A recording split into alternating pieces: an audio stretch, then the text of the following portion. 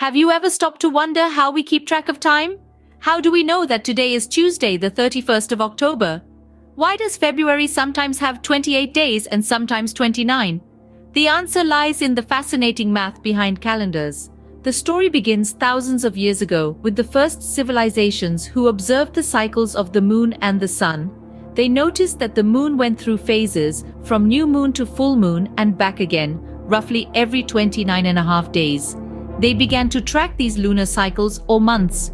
However, they also observed that the sun followed a longer cycle. After about 365 days, the sun would return to the same position in the sky. This became known as a solar year, but there was a problem. The lunar month didn't fit neatly into the solar year.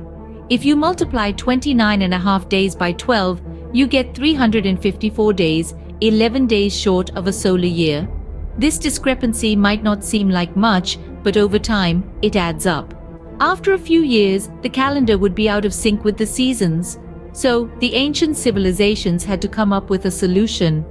They decided to add an extra month every 2 or 3 years to bring the calendar back in line with the solar year.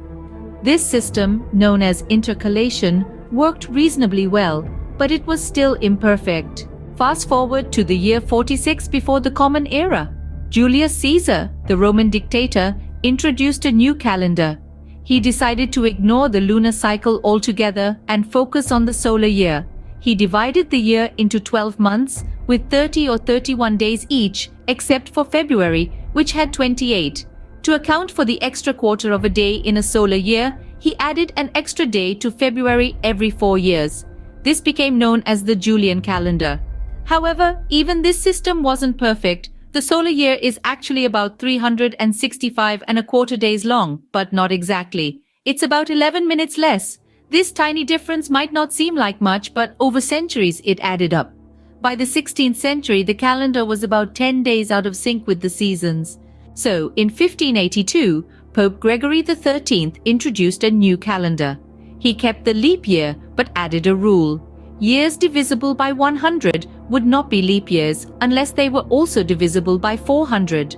This adjustment brought the calendar year closer to the solar year. And that, in a nutshell, is the math behind calendars. It's a complex system of counting days, adding extra ones when necessary, and occasionally skipping them to keep our calendar in sync with the sun's journey through the sky. It's a system that has evolved over thousands of years through observation, calculation, and a bit of trial and error. So the next time you look at a calendar, take a moment to appreciate the centuries of mathematical thought that have gone into its creation. It's not just a way to keep track of time, it's a testament to human ingenuity and our endless quest to understand the world around us.